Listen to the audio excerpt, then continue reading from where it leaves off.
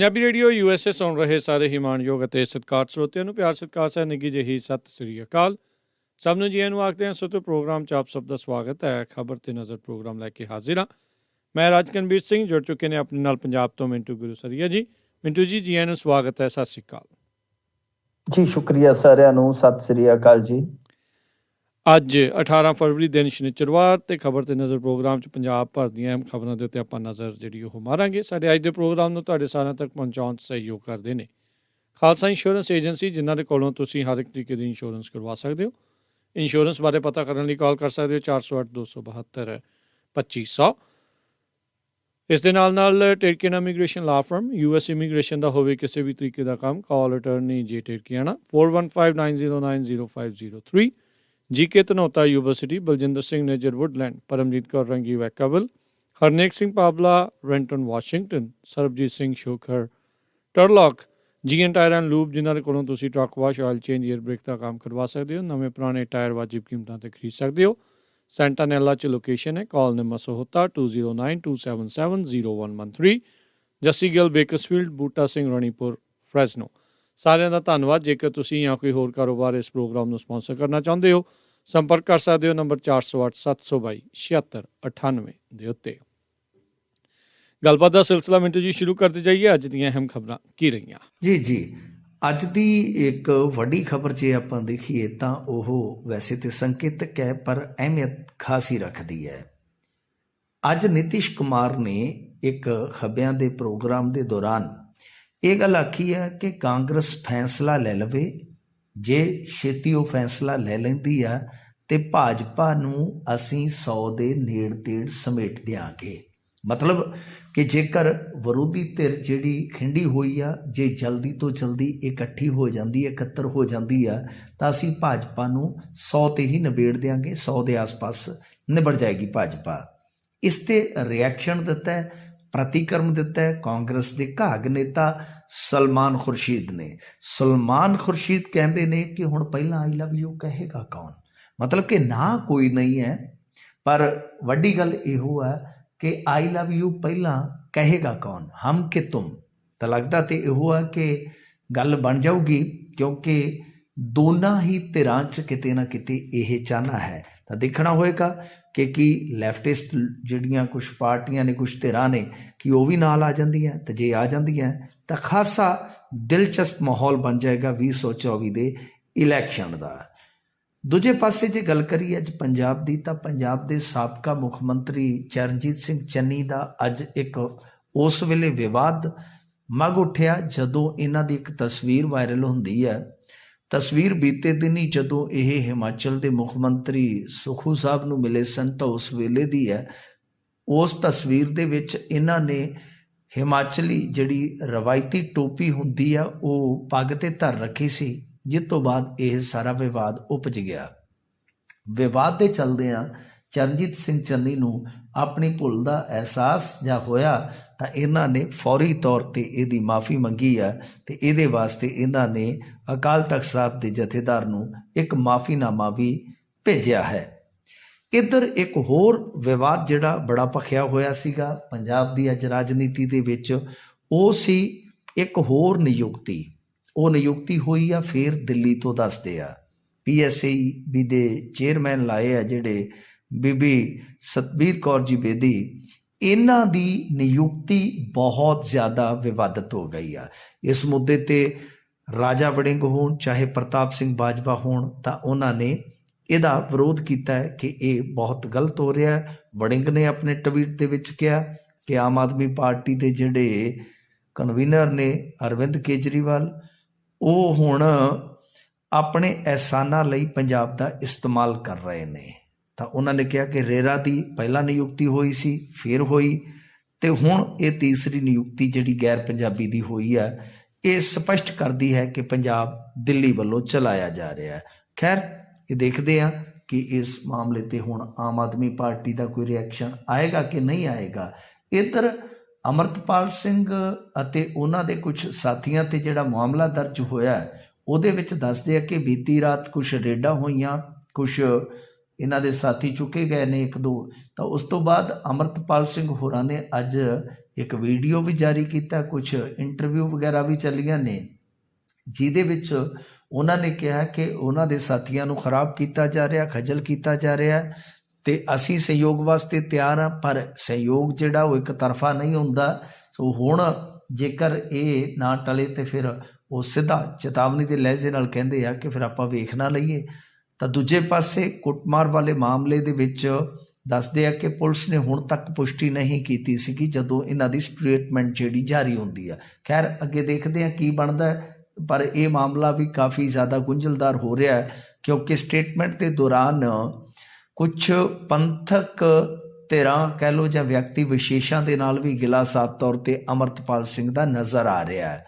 ਤੇ ਉਧਰ ਕੁੱਟਮਾਰ ਵਾਲੇ ਮਾਮਲੇ ਦੇ ਵਿੱਚ ਜੇ ਵੇਖੀਏ ਤਾਂ ਉਕਤ ਵਿਅਕਤੀ ਜਿਨ੍ਹਾਂ ਦਾ ਨਾਮ ਜਿਹੜਾ ਵਰਿੰਦਰ ਸਿੰਘ ਹੈ, ਉਹਨਾਂ ਦਾ ਹਸਪਤਾਲ ਦੇ ਵਿੱਚ ਜਿਹੜਾ ਇਲਾਜ ਹੋ ਰਿਹਾ ਸੀਗਾ, ਜੋ ਵੀਡੀਓ ਆਈ ਸੀਗੀ ਉਹਦੇ ਬਾਰੇ ਵੀ ਦਾਅਵਾ ਕੀਤਾ ਜਾ ਰਿਹਾ ਹੈ ਕਿ ਉਹ ਵੀਡੀਓ ਜਿਹੜੀ ਹੈ ਉਹ ਕੁੱਟ ਕੇ ਮਾਫੀ ਮੰਗਾਉਣ ਵਾਲੀ ਹੈ। ਸੋ ਇਹ ਮਾਮਲਾ ਜਿਹੜਾ ਕਾਫੀ ਵਿਵਾਦਤ ਹੋ ਨਿਬੜਿਆ ਤੇ ਕਾਫੀ ਜ਼ਿਆਦਾ ਇਸ ਵੇਲੇ ਗਰਮਾਇਆ ਹੋਇਆ ਜੀ। ਅਗਲੀ ਗੱਲ ਦੇ ਵੱਲ ਵਧੀਏ। ਬਠਿੰਡਾ ਰਿਸ਼ਵਤ ਕਾਂਡ, MLA ਨੇ ਕਹਿੰਦੇ ਕਸੂਤੀ ਫਸਾਤੀ ਆ ਜੀ ਸਰਕਾਰ। ਹਾਂਜੀ ਦੇਖੋ, MLA ਜਿਹੜਾ ਹੈ ਉਹ ਹੁਣ ਆਪ ਤੇ ਬੇਸ਼ੱਕ ਜਿੱਦਾਂ ਮਰਜ਼ੀ ਕਹੀ ਜਾਵੇ ਕਿ ਮੇਰਾ PA ਹੈ ਨੀਗਾ ਜੀ ਰਿਸ਼ਮ, ਜਿਹਦਾ ਸਾਰਾ ਚਿੱਠਾ ਸਾਹਮਣੇ ਆਇਆ, ਜਿਹਨੂੰ ਗ੍ਰਿਫਤਾਰ ਕਰ ਲਿਆ ਗਿਆ, ਜਿਹੜਾ ਕਿ ਰਿਮਾਂਡ ਤੇ ਚੱਲ ਰਿਹਾ। ਪਰ ਕਸੂਤੀ ਇਸ ਤਰ੍ਹਾਂ ਹੈ ਸਰਕਾਰ, ਕਿਉਂਕਿ ਇੱਕ ਤੇ ਇਹ ਆ ਕਿ ਆਮ ਲੋਕਾਂ ਦੀ ਜਿਹੜੀ ਧਾਰਨਾ ਹੈ ਉਹ ਵੀ ਇਹੋ ਆ ਕਿ ਬਈ MLA ਜਿਹੜਾ ਆ ਉਹ ਕਾਰਵਾਈ ਦਾ ਹੱਕਦਾਰ ਆ। ਕਿਉਂਕਿ ਆਪਾਂ ਦੇਖੋ ਇਹ ਸਾਰੀਆਂ ਚੀਜ਼ਾਂ ਦੇਖਦੇ ਹੀ ਆ ਕਿ ਕੋਈ ਬੰਦਾ ਬੜਾ ਇੱਕ ਕਹਿ ਲਓ ਕਿ ਪ੍ਰੈਕਟੀਕਲ ਜਿਹਾ ਸਵਾਲ ਹੈ ਕਿ ਜਦੋਂ ਕੋਈ ਬੰਦਾ ਸਮਾਣੇ ਤੋਂ ਆ ਕੇ ਬਠਿੰਡੇ ਤੁਹਾਡੇ ਨਾਲ ਵਿਚਰਦਾ ਹੈ, ਉਹ ਆਡੀਓ ਰਿਕਾਰਡਿੰਗ ਹੈ, ਡੀਲ ਕਰਦਾ ਹੈ, ਸਾਰਾ ਕੁਝ ਕਰਦਾ ਹੈ, ਮਤਲਬ ਕਿ ਸਭ ਕੁਝ ਔਨ ਰਿਕਾਰਡ ਹੈ, ਐਵੀਡੈਂਸ ਨੇ, ਤਾਂ ਫਿਰ ਤੁਸੀਂ ਸੌਖੇ ਨਹੀਂ ਬਚ ਸਕਦੇ, ਸੁੱਕੇ ਨਹੀਂ ਨਿਕਲ ਸਕਦੇ। ਉਹ ਬੰਦਾ ਜਿਹਨੂੰ ਤੁਸੀਂ ਕਹਿ ਰਹੇ ਹੋ ਮੇਰਾ PA ਨਹੀਂ ਹੈਗਾ, ਉਹ ਇੱਥੇ ਕਿਉਂ ਆਇਆ, ਕਾਹਤੋਂ ਆਇਆ? ਉਹ ਕਹੀ ਜਾ ਰਿਹਾ ਕਿ ਮੈਂ ਉਧਾਰੇ ਪੈਸੇ ਲੈਣੇ ਸੀਗੇ, ਜਿਹੜੇ ਮਤਲਬ ਕਿ ਪੈਸਿਆਂ ਦਾ ਲੈਣ ਦੇਣ ਹੈ। ਬੜੀ ਬੇਸਿਕ ਜੀ ਗੱਲ ਹੈ ਰਾਜ ਕਰਨਵੀਰ ਸਿੰਘ ਜੀ, ਕਿ ਜੇ ਮੰਨ ਲਓ ਕੋਈ ਸਰਕਾਰੀ ਲਿੰਕ ਹੀ ਹੈ ਨੀਗਾ, ਉਹ ਵੀ ਬੰਦਾ ਪ੍ਰਾਈਵੇਟ ਆ ਤੇ ਇਹ ਵੀ ਬੰਦਾ ਪ੍ਰਾਈਵੇਟ ਆ, ਸ਼ਿਕਾਇਤ ਕਰਤਾ, ਫਿਰ ਵਿਜੀਲੈਂਸ ਇਨਵੋਲਵ ਹੀ ਨਹੀਂ ਹੋ ਸਕਦੀ। ਵਿਜੀਲੈਂਸ ਇਨਵੋਲਵ ਕਦੋਂ ਹੁੰਦੀ ਹੈ? ਜਦੋਂ ਸਰਕਾਰੀ ਪੱਧਰ ਦਾ ਰਿਸ਼ਵਤਖੋਰੀ ਵਾਲਾ ਕੰਮ ਹੋਵੇ ਜੀ, ਚਾਹੇ ਕੋਈ ਦੇਣ ਵਾਲਾ ਚਾਹੇ ਕੋਈ ਲੈਣ ਵਾਲਾ, ਤਾਂ ਫਿਰ ਤਾਂ ਪੁਲਿਸ ਕੋਲ ਜਾਣਾ ਚਾਹੀਦਾ ਨਾ ਮਸਲਾ, ਬਿਲਕੁਲ, ਲੈਣ ਦੇਣ ਵਾਲਾ। ਦੂਜੀ ਚੀਜ਼, ਫਿਰ FIR ਦੇ ਵਿੱਚ ਉਹਨੂੰ ਪ੍ਰਾਈਵੇਟ PA ਵਜੋਂ ਦਰਜ ਕੀਤਾ ਗਿਆ ਹੈ ਵਿਜੀਲੈਂਸ ਵੱਲੋਂ, ਤੇ ਇਹ ਕਹਿੰਦਾ ਹੈ ਕਿ ਮੇਰਾ PA ਨਹੀਂ ਹੈ, ਕਰੋਗੇ ਕੀ? ਤੀਜੀ ਗੱਲ ਜਿਹੜੀ ਕਹਿ ਲਓ ਕਿ ਬੜੀ ਇੰਪੋਰਟੈਂਟ ਹੈ, ਤੀਜੀ ਗੱਲ ਇਹ ਹੈ ਕਿ ਅਸਲ 'ਚ ਜੇ ਆਪਾਂ ਦੇਖੀਏ ਕਿ ਬਈ ਸਰਕਾਰ ਦਾ ਇੱਕ MLA ਕਹਿ ਰਿਹਾ ਕਿ ਵਿਰੋਧੀ ਪਾਰਟੀਆਂ ਦੀ ਸਾਜ਼ਿਸ਼ ਹੈ, ਮੈਨੂੰ ਫਸਾਇਆ ਜਾਣ ਦਾ ਤਹਈਆ ਕਰ ਰਹੇ ਨੇ, ਤਹਮਲ ਕਰ ਰਹੇ ਨੇ। ਕੀ ਭਾਈ ਵਿਜੀਲੈਂਸ ਵੀ ਵਿਰੋਧੀ ਪਾਰਟੀਆਂ ਨਾਲ ਰਲ ਚੁੱਕੀ ਹੈ? ਇਹ ਬੜੇ ਬੇਸਿਕ ਸਵਾਲ ਨੇ ਇਸ ਮਾਮਲੇ 'ਚ। ਤਾਂ ਸਰਕਾਰ ਹੁਣ ਕਸੂਤੀ ਇਸ ਕਰਕੇ ਫਸੀ ਹੋਈ ਹੈ ਰਾਜ ਕਰਨਵੀਰ ਸਿੰਘ ਜੀ। ਇਹਦਾ ਥੋੜਾ ਬੈਕਗ੍ਰਾਉਂਡ ਤੁਹਾਨੂੰ ਜਾਣਨਾ ਚਾਹੀਦਾ ਹੈ ਜ਼ਰੂਰ। ਇਹ ਬੰਦਾ ਜਦੋਂ ਆਮ ਆਦਮੀ ਪਾਰਟੀ 'ਚ ਆਇਆ ਉਦੋਂ ਅਕਾਲੀਆਂ ਨੇ ਇਹਨੂੰ ਕੱਢਿਆ ਸੀ। ਇਹ ਟਿਕਟ ਲੈ ਕੇ ਆਇਆ ਕੁਝ ਘੰਟੇ ਪਹਿਲਾਂ, ਅੱਜ ਵੀ ਮੈਨੂੰ ਯਾਦ ਹੈ, ਕੁਲਵੰਤ ਸਿੰਘ ਮੁਹਾਲੀ ਵਾਲਾ, ਉਹ ਵੀ ਤਗੜਾ ਕਾਰੋਬਾਰੀ, ਤੇ ਇਹ ਵੀ ਚਲੋ ਹੁਣ ਤਾਂ ਮਤਲਬ ਕਿ ਸਰਦਾ ਪੁੱਜਦਾ, ਇਹਦੀ ਘਰ ਦੀ ਵੀ ਅਫਸਰ ਨਹੀਂ ਆ, ਭੈਣ ਵੀ, ਤੇ ਆਪ ਵੀ ਪੜ੍ਹਿਆ ਲਿਖਿਆ, ਐਸੀ ਗੱਲ ਨਹੀਂ ਹੈ, ਠੀਕ ਹੈ ਨਾ ਜੀ। ਅੱਛਾ, ਜਦੋਂ ਇਹਨੂੰ ਟਿਕਟ ਮਿਲੀ ਸੀ ਉਸ ਵੇਲੇ ਤੇ ਇਹਦੇ ਖਿਲਾਫ ਧਰਨੇ ਤੱਕ ਲੱਗ ਰਹੇ ਸਨ, ਯਾਦ ਹੋਏਗਾ ਸ਼ਾਇਦ ਤੁਹਾਨੂੰ ਵੀ, ਕਿ ਮਤਲਬ ਕਿ ਅਕਾਲੀ ਦਲ ਦੇ ਹੀ ਬੰਦਿਆਂ ਨੇ ਦੋਸ਼ ਲਾਇਆ ਸੀਗਾ ਕਿ ਸਾਥੋਂ ਪੈਸੇ ਮਾਰ ਗਿਆ ਜਾਂ ਸਾਥੋਂ ਪੈਸੇ ਮੰਗਦਾ। ਇਹਨਾਂ ਨੇ ਲੈ ਲਿਆ ਟਿਕਟ। ਹੁਣ ਅੱਛਾ, ਇਹ ਇੱਥੋਂ ਤੁਸੀਂ ਅੰਦਾਜ਼ਾ ਲਾ ਲਓ ਕਿ ਟਿਕਟ ਭਗਵੰਤ ਮਾਨ ਉਹਨਾਂ ਨੇ ਤੇ ਦਿੱਤੀ ਨਹੀਂ ਸੀ ਇਹਨੂੰ। ਟਿਕਟ ਕਿਹਦੇ ਕੋਲ ਲੈ ਕੇ ਆਇਆ? ਕੋਈ ਬੰਦਾ ਅਕਾਲੀ ਦਲ 'ਚ ਰਿਹਾ ਹੋਵੇ ਜਿਹਦੇ ਤੇ ਪਹਿਲਾਂ ਹੀ ਕਥਿਤ ਤੌਰ ਤੇ ਇਸ ਤਰ੍ਹਾਂ ਦੇ ਇਲਜ਼ਾਮਾਤ ਲੱਗ ਰਹੇ ਹੋਣ, ਉਹਨੂੰ ਟਿਕਟ ਕਿਹਨੂੰ ਦਿੱਤੀ? ਇਹ ਪੰਜਾਬ ਵਾਲਿਆਂ ਨੇ ਤਾਂ ਟਿਕਟਾਂ ਦਿੱਤੀਆਂ ਹੀ ਨਹੀਂ। ਸਮਝ ਗਏ ਨਾ ਹੁਣ ਖੇਡ ਕੀ ਹੈ? ਬਿਲਕੁਲ ਟਿਕਟ ਕਿੱਥੋਂ ਮਿਲੀ? ਟਿਕਟ ਮਿਲੀ ਉਹਨੂੰ ਉੱਪਰੋਂ। ਚੱਡਾ ਕਾਰਪੋਰੇਸ਼ਨ। ਹੁਣ ਹਾਂਜੀ, ਹੁਣ ਹੋਇਆ ਕੀ ਆ ਕਿ ਇੱਥੇ ਜਿਹੜਾ ਸਿਸਟਮ ਆ, ਇਹ ਫੀਲਡਿੰਗ ਲੱਗ ਰਹੀ ਸੀ ਇਹਨਾਂ ਦੇ ਖਿਲਾਫ 5-6 ਮਹੀਨੇ ਪਹਿਲਾਂ ਤੋਂ। ਜਿਸ ਬੰਦੇ ਨੇ ਇਸ ਸ਼ਿਕਾਇਤਕਰਤਾ ਨੂੰ ਉੱਤੇ ਤੱਕ ਖੜਿਆ, ਮੇਰੀ ਖੁਦ ਉਹਦੇ ਨਾਲ ਗੱਲ ਹੋਈ, ਉਹ ਵੀ ਇਤਫਾਕਨ ਮੀਡੀਆ ਪਰਸਨ ਹੈ ਤੇ ਬੜਾ ਪੁਰਾਣਾ ਪੱਤਰਕਾਰ ਹੈ। ਸਾਰਾ ਕੁਝ ਜਿਹੜਾ ਹੋਇਆ, ਫੀਲਡਿੰਗ ਲੱਗੀ 5-6 ਮਹੀਨੇ ਦੇ ਵਕਫੇ ਦੇ ਚਲਦਿਆਂ ਤੇ ਇਹ ਸਾਰਾ ਕੁਝ ਜਿਹੜਾ ਹੈ ਉਹ ਪੰਜਾਬ ਸਰਕਾਰ ਦੇ ਜਿਹੜੇ ਹੈਡ ਨੇ, ਮਤਲਬ ਕਿ ਉਹਨਾਂ ਦੇ ਨੋਟਸ 'ਚ ਜਾ ਕੇ ਹੀ ਹੋਇਆ ਹੈ। ਤੁਸੀਂ ਸੋਚ ਸਕਦੇ ਹੋ ਕਿ ਕੋਈ ਵਿਜੀਲੈਂਸ ਦਾ ਅਫਸਰ ਜਾ ਕੇ ਮੌਕੇ ਦੇ ਐਮਐਲਏ ਨੂੰ ਹੱਥ ਪਾ ਲੂਗਾ, ਮੌਕੇ ਦੀ ਸਰਕਾਰ ਦਾ ਐਮਐਲਏ? ਸਾਰਾ ਕੁਝ ਜਿਹੜਾ ਹੈ ਉਹ ਏਦਾਂ ਮਤਲਬ ਕਿ ਹੋਇਆ। ਪਰ ਹੁਣ ਫਿਰ ਉਹੀ ਗੱਲ ਆ ਗਈ ਕਿ ਜਦੋਂ ਕਸੂਤਾ ਕੰਮ ਹੋ ਗਿਆ ਤਾਂ ਹੁਣ ਉੱਤੋਂ ਹੈਂਡ ਬ੍ਰੇਕ ਖਿੱਚਦੀ ਕਾਰਵਾਈ ਵਾਲੀ। ਤਾਂ ਹੀ ਤਾਂ ਤੁਸੀਂ ਇੱਕ ਚੀਜ਼ ਨੂੰ ਦੇਖੋ ਨਾ, ਭਗਵੰਤ ਮਾਨ ਨੂੰ ਕੱਲ ਕਹਿਣਾ ਪੈ ਗਿਆ ਸੀਗਾ ਕਿ ਚਾਹੇ ਕਿਸੇ ਵੀ ਬੰਦੇ ਤੇ ਕੋਈ ਇਲਜ਼ਾਮ ਹੋਵੇ, ਉਹਦੇ ਬ੍ਰੈਕਟ 'ਚ ਕੋਈ ਵੀ ਪਾਰਟੀ ਲੱਗਦੀ ਹੋਵੇ, ਅਸੀਂ ਛੱਡਾਂਗੇ ਨਹੀਂ। ਕੀ ਕਹਿਣ ਦਾ ਮਤਲਬ ਹੈ ਕਿ ਬ੍ਰੈਕਟ 'ਚ ਪਾਰਟੀ ਕੋਈ ਵੀ ਲੱਗਦੀ ਹੋਵੇ, ਮਤਲਬ ਕਿ ਚਾਹੇ ਸਾਡਾ ਵੀ ਹੋਵੇ, ਅਸੀਂ ਛੱਡਾਂਗੇ ਨਹੀਂ। ਤਾਂ ਇਹ ਸਾਫ਼ ਹੈ, ਸਪਸ਼ਟ ਹੈ ਹੁਣ ਤੱਕ ਦੀ ਤਸਵੀਰ ਕਿ ਬਈ ਸਰਕਾਰ ਕਰੂਗੀ ਕੰਮ। ਹਾਲਾਂਕਿ ਜਿਵੇਂ ਮੈਂ ਕਿਹਾ ਕਿ ਹੈਂਡ ਬ੍ਰੇਕ ਆਪਾਂ ਗੱਡੀ ਦੀ ਖਿੱਚ ਦਿੰਦੇ ਆ ਨਾ, ਜਿੱਦਾਂ ਹੈਂਡ ਬ੍ਰੇਕ ਜ਼ਰੂਰ ਲੱਗੀ ਹੋਈ ਆ। ਹੈਂਡ ਬ੍ਰੇਕ ਜੇ ਲੱਗ ਸਕਦੀ ਹੈ ਤੇ ਉਹ ਹਟ ਵੀ ਸਕਦੀ ਹੈ। ਕਿਉਂ? ਉਹਦਾ ਕਾਰਨ ਇਹ ਆ ਕਿ ਸਰਕਾਰ ਆਪਣੀ ਸਥਿਤੀ ਜਿਹੜੀ ਆ ਉਹ ਸਮਝਦੀ ਹੈ। ਪੰਜਾਬ ਦੀ ਲੀਡਰਸ਼ਿਪ ਵੀ ਇਹ ਸਮਝੇਗੀ, ਇਹਨਾਂ ਦੇ ਅੰਦਰੋਂ ਵੀ ਆਵਾਜ਼ਾਂ ਉੱਠ ਰਹੀਆਂ ਨੇ ਤੇ ਉੱਠਣਗੀਆਂ ਵੀ ਕਿ ਭਾਈ ਇਜਲਾਸ ਆ ਗਿਆ ਉੱਤੋਂ, ਇਹ ਆਪਾਂ ਨੂੰ ਖਾ ਜਾਣਗੇ। ਕਿਉਂਕਿ ਲੋਕ ਨਾਲ ਨੇ ਇਸ ਵੇਲੇ ਵਿਰੋਧੀ ਧਿਰ ਦੇ, ਜੋ ਵਿਰੋਧੀ ਧਿਰ ਬੋਲ ਰਹੀ ਹੈ ਉਹੀ ਲੋਕ ਬੋਲ ਰਹੇ ਨੇ ਕਿ ਯਾਰ ਕੋਈ ਏਦਾਂ ਹੋ ਸਕਦਾ ਹੈ ਕਿ ਕਿਸੇ ਬੰਦੇ ਦੇ ਨਾਮ ਤੇ 5-4 ਮਹੀਨੇ ਤੋਂ ਇਹ ਸਾਰੀ ਖੇਡ ਚੱਲਦੀ ਹੋਵੇ ਤੇ ਉਹ ਹੁਣ ਪੈਰ ਤੇ ਮੁੱਕਰ ਜਾਵੇ ਕਿ ਮੇਰਾ ਤਾਂ ਪੀਏ ਨਹੀਂ, ਜਦ ਕਿ ਉੱਥੇ ਹਰੇਕ ਬੰਦਾ ਕਹਿੰਦਾ ਕਿ ਡੀਲੀ ਇਹ ਕਰਦਾ ਸੀਗਾ, ਜਿਹੜਾ ਅਸਲੀ ਕਾਗਜ਼ਾਂ ਦਾ ਪੀਏ ਆ ਉਹ ਤੇ ਵਿਚਾਰਾ ਪਾਸੇ ਬੈਠਾ ਰਹਿੰਦਾ ਹੁੰਦਾ ਸੀਗਾ। ਤਾਂ ਹੁਣ ਮਤਲਬ ਇਜਲਾਸ ਦੇ ਵਿੱਚ ਜਦੋਂ ਤੁਸੀਂ ਇਸ ਤਰ੍ਹਾਂ ਦੀ ਕੋਈ ਗੱਲ ਲੈ ਕੇ ਜਾਓਗੇ ਜਿਹੜੀ ਤੁਹਾਨੂੰ ਬੜੀ ਪੁੱਠੀ ਪਵੇਗੀ ਤੇ ਉੱਥੇ ਫਿਰ ਜਵਾਬ ਦੇਣਾ ਔਖਾ ਹੋ ਜਾਏਗਾ। ਕਹਾਣੀ ਅਸਲ 'ਚ ਆ। ਦੂਜੀ ਚੀਜ਼ ਫਿਰ ਜਲੰਧਰ ਦਾ ਜ਼ਿਮਨੀ ਚੋਣ ਹੈ, ਜਲੰਧਰ ਦਾ ਜ਼ਿਮਨੀ ਇਲੈਕਸ਼ਨ ਵੀ ਹੈ ਨਾ, ਤੁਹਾਨੂੰ ਉੱਥੇ ਵੀ ਜਵਾਬ ਦੇਣਾ ਪਏਗਾ। ਸੋ ਇਸ ਕਰਕੇ ਪੰਜਾਬ ਦੀ ਸਰਕਾਰ ਕਸੂਤੀ ਹੈ, ਪਰ ਹੁਣ ਇਹ ਵੇਖਣਾ ਹੋਏਗਾ ਕਿ ਉੱਤੋਂ ਜਿਨ੍ਹਾਂ ਨੇ ਹੈਂਡ ਬ੍ਰੇਕ ਖਿੱਚੀ ਆ ਉਹ ਲੱਗੀ ਰਵੇਗੀ ਜਾਂ ਫਿਰ ਉਹ ਬਟਨ ਜਿਹਾ ਨੱਪ ਕੇ ਤੇ ਮਾਨ ਕਿੱਲੀ ਨੱਪ ਦੇਵੇਗਾ। ਗੱਲ ਇੱਥੇ ਆ ਕੇ ਖੜਦੀ ਆ। ਹੁਣ ਸਰਕਾਰ ਕਸੂਤੀ ਹੈ, ਨੋ ਡਾਊਟ। ਮੀਡੀਆ ਦਾ ਪ੍ਰੈਸ਼ਰ ਹੈ, ਸੋਸ਼ਲ ਮੀਡੀਆ ਦਾ ਪ੍ਰੈਸ਼ਰ ਹੈ, ਫਿਰ ਇਸ ਤੋਂ ਇਲਾਵਾ ਆਪੋਜੀਸ਼ਨ ਦਾ ਪ੍ਰੈਸ਼ਰ ਹੈ, ਤੇ ਸਭ ਤੋਂ ਵੱਡੀ ਗੱਲ ਹੈ ਕਿ ਲੋਕਾਂ ਤੋਂ ਇਲਾਵਾ ਇਹਨਾਂ ਦੇ ਆਪਣੇ ਬੰਦੇ ਜਿਹੜੇ ਮਤਲਬ ਕਿ ਪਾਰਟੀ ਦੀ ਭਲਾਈ ਚਾਹੁੰਦੇ ਹੁੰਦੇ ਆ, ਉਹ ਹਮੇਸ਼ਾ ਹੁੰਦੇ ਨੇ ਪਾਰਟੀਆਂ 'ਚ, ਉਹ ਵੀ ਚਾਹੁੰਦੇ ਆ ਕਿ ਬਈ ਇਹ ਹੁਣ ਜਿਹੜਾ ਮਾਮਲਾ ਬਣਿਆ ਇਹ ਸੁੱਕਾ ਨਹੀਂ ਜਾਣਾ ਚਾਹੀਦਾ। ਕਿਉਂਕਿ ਮੈਨੂੰ ਤੇ ਇਹ ਵੀ ਪਤਾ ਲੱਗਿਆ ਜਿਹੜੇ ਬੰਦਿਆਂ ਨੇ ਫੀਲਡਿੰਗ ਲਵਾਈ ਜਾਂ ਜਿਹੜੇ ਬੰਦਿਆਂ ਨੇ ਸਾਰਾ ਕੁਝ ਕੀਤਾ, ਉਹ ਕਹਿੰਦੇ ਕਿ ਇਸ ਐਮਐਲਏ ਦੀਆਂ ਬਹੁਤ ਸਾਰੀਆਂ ਸ਼ਿਕਾਇਤਾਂ ਪਹਿਲਾਂ ਵੀ ਪਹੁੰਚੀਆਂ ਹੋਈਆਂ ਸਨ ਉੱਥੇ। ਠੀਕ ਹੈ। ਜੀ ਜੀ। ਸੋ ਦੇਖੋ ਜੀ ਕੀ ਇਸ ਦੇ ਵਿੱਚ ਜਿਹੜਾ ਉਹ ਬਣਦਾ ਆ। ਤੇ ਮਿੰਟੂ ਜੀ, ਇਹ ਸਾਰੇ ਕਾਸੇ ਦੇ ਵਿੱਚ ਜਿੱਦਾਂ ਤੁਸੀਂ ਕਿਹਾ ਵੀ ਇਹ ਟਿਕਟਾਂ ਉੱਧਰੋਂ ਮਿਲੀਆਂ, ਕੀ ਭਗਵੰਤ ਮਾਨ ਆਪਣਾ ਇੱਥੇ ਦਬਦਬਾ ਕਾਇਮ ਕਰਨ ਦੀ ਵੀ ਕੋਸ਼ਿਸ਼ ਆ ਵੀ ਭਾਈ ਦਿੱਲੀ ਵਾਲਿਆਂ ਦੇ ਨਾਲੋਂ ਮੇਰੀ ਵੀ ਚੱਲਦੀ ਆ? ਨਹੀਂ ਦੇਖੋ, ਉਹ ਤਾਂ ਚਲੋ ਇੱਕ ਪਾਵਰ ਗੇਮ ਤਾਂ ਉਹ ਚੱਲਦੀ ਆ, ਉਹਦੇ 'ਚ ਤਾਂ ਕੋਈ ਸ਼ੱਕ ਨਹੀਂ ਹੈ। ਪਿੱਛੇ ਆਪਾਂ ਦੇਖਿਆ ਵੀ ਆ ਅਫਸਰਸ਼ਾਹੀ ਦੇ ਉਲਟ ਜਿਸ ਤਰ੍ਹਾਂ ਦਾ ਭਗਵੰਤ ਮਾਨ ਦਾ ਸਟੈਂਡ ਇੱਕ ਦੋ ਹੋਰ ਮੌਕਿਆਂ ਤੇ ਏਦਾਂ ਲੱਗਿਆ ਵਾ। ਤਾਂ ਭਗਵੰਤ ਮਾਨ ਬਿਲਕੁਲ ਜਿਹੜੀ ਗੱਲ ਹੈ ਕਿ ਆਪਣਾ ਦਿਖਾਉਣਾ ਚਾਹੁੰਦੇ ਨੇ, ਕਿਉਂਕਿ ਆਖਰ ਨੂੰ ਪੰਜਾਬੀਆਂ ਨੂੰ ਵੀ ਉਹ ਜਵਾਬ ਦੇ ਨੇ, ਵੋਟਰਾਂ ਨੂੰ ਵੀ ਉਹੀ ਜਵਾਬ ਦੇ ਨੇ, ਤੇ ਆਪਣੀ ਹਾਈ ਕਮਾਨ ਨੂੰ ਵੀ ਤਾਂ ਜਵਾਬ ਦੇ ਨੇ।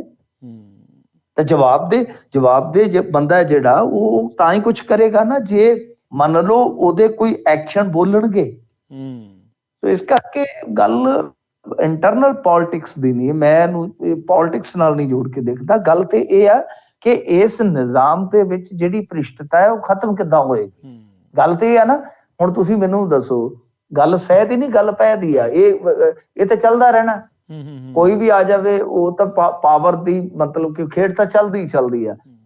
ਮੰਤਰੀ ਮੰਡਲ ਚ ਵੀ ਖਿੱਚਤਾਣ ਹੁੰਦੀ ਹੈ ਜੀ, ਕਿਹਦੇ ਕੋਲ ਵਧੀਆ ਮੰਤਰਾਲਾ ਹੈ, ਕਿਹਦੇ ਕੋਲ ਛੋਟਾ ਮੰਤਰਾਲਾ ਹੈ, ਉਹ ਉਹਦੇ ਤੱਕ ਪਹੁੰਚਣਾ ਚਾਹੁੰਦਾ ਹੈ, ਉਹ ਡਿੱਗਣਾ ਨਹੀਂ ਚਾਹੁੰਦਾ। ਇਹ ਸਾਰੀਆਂ ਗੇਮਾਂ ਚੱਲਦੀਆਂ ਨੇ। ਅਸੀਂ ਵੀ ਤੇ ਇੱਕ ਦੂਜੇ ਨੂੰ ਪਛਾੜ ਕੇ ਅੱਗੇ ਵਧਣਾ ਚਾਹੁੰਦੇ ਆ ਨਾ, ਹਰੇਕ ਖੇਤਰ ਚ। ਉਹ ਤਾਂ ਚੱਲਦਾ ਹੀ ਹੈ ਸਿਆਸਤ ਚ। ਪਰੰਤੂ ਤੁਸੀਂ ਦੇਖੋ ਕਿ ਮਾਮਲਾ ਕੀ ਹੈ, ਇਹਨੂੰ ਸਮਝੋ। ਪਹਿਲਾਂ ਮਾਮਲਾ ਹੈ ਕਿ ਸਰਪੰਚ ਨੇ ਕੰਮ ਕਰਾ ਦਿੱਤਾ ਜੀ। ਮੰਨ ਲਓ ਉਹਨੇ ਗਲੀ ਬਣਾਈ, ਇੰਟਰਲੌਕ ਟਾਈਲਾਂ ਲਾਈਆਂ, ਸਰਕਾਰ ਨੇ ਕਹਿਤਾ ਕਿ ਤੂੰ ਚੱਕ ਕੇ ਕੰਮ ਕਰਾ ਲਾ, ਤੇਰੀ ਪੇਮੈਂਟ ਆ ਜਾਏਗੀ। ਉਹਨੇ ਫਰਮ ਤੋਂ ਚੱਕ ਕੇ ਇੰਟਰਲੌਕ ਟਾਈਲਾਂ ਲਵਾਤੀਆਂ, ਬਿੱਲ ਬਣ ਗਿਆ 5 ਲੱਖ ਜੀ। ਠੀਕ ਹੈ ਜੀ, ਸਰਕਾਰ ਨੇ ਤੋਂ ਪੈਸਾ ਭੇਜ ਦਿੱਤਾ, ਦਫ਼ਤਰ ਨੇ ਪੈਸਾ ਰੋਕ ਰੱਖਿਆ। ਹੋ ਸਕਦਾ ਐਮਐਲਏ ਦੇ ਕਹਿਣ ਤੇ ਰੋਕਿਆ ਹੋਵੇ। ਉਹ ਜੁੜਦਾ ਏਦਾਂ ਵਿਕਾਸ ਕਾਰਜ ਦਾ ਰੁਪਈਆ ਜੁੜ ਗਿਆ 25 ਲੱਖ।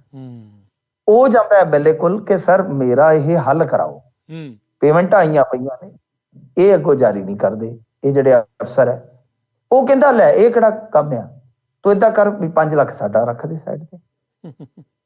ਅੱਛਾ, ਹੁਣ ਗੱਲ ਤੇ ਇਹ ਵੇਖੋ ਨਾ ਕਿ ਜਦੋਂ ਪੈਸਾ ਸਰਕਾਰ ਦਾ ਜਾਣਾ ਵਿਕਾਸ ਕਾਰਜ ਦਾ, ਸਰਪੰਚ ਵਿਚਾਰਾ ਆਪਣੀ ਜੇਬ ਚੋਂ ਜਾਂ ਉਧਾਰੀ ਫੜ ਕੇ ਲਾ ਰਿਹਾ, ਤੁਹਾਡਾ ਪਿਓ ਦਾ ਰਾਜ ਹੈ ਕਿ ਤੁਸੀਂ ਰੋਕੋਗੇ ਪੈਸਾ? ਕਿਸ ਦੇ ਇਸ਼ਾਰੇ ਤੇ ਰੋਕ ਰਹੇ ਹੋ? ਔਰ ਫਿਰ ਸਰਪੰਚ ਨੂੰ ਬਲੈਕਮੇਲ ਕਰਕੇ, ਇਹਦਾ ਮਤਲਬ ਹੈ ਤੁਸੀਂ ਕਹਿ ਰਹੇ ਹੋ ਕਿ ਸਰਪੰਚਾ ਤੁਮ ਹੀ ਹੇਰਾਫੇਰੀ ਕਰ। ਗੱਲ ਨਿਜ਼ਾਮ ਦੇ ਵਿੱਚ ਆਈ, ਇਹ ਜਿਹੜੀ ਕਹਿ ਲੋ ਕਿ ਜ਼ਹਿਰ ਦੀ ਹੈ, ਕਿ ਜ਼ਹਿਰ ਭਰ ਗਿਆ ਇਸ ਨਿਜ਼ਾਮ ਦੀ ਰਗ ਰਗ ਚ। ਤੋਂ ਮਸਲਾ ਇਹ ਹੈ ਕਿ ਜਿਸ ਤਰੀਕੇ ਨਾਲ ਰਿਸ਼ਵਤਖੋਰੀ ਦਾ ਮੁੱਢ ਵੱਜ ਰਿਹਾ ਹੈ, ਸਾਨੂੰ ਉਸ ਮੁੱਢ ਦਾ ਜਿਹੜਾ ਇਹ ਨਮੂਨਾ ਵੇਖਣ ਨੂੰ ਮਿਲਿਆ, ਉਹ ਆਰਗੇਨਾਈਜ਼ਡ ਕਰਪਸ਼ਨ ਦਾ ਸਭ ਤੋਂ ਭਿਆਨਕ ਰੂਪ ਹੈ ਜੀ।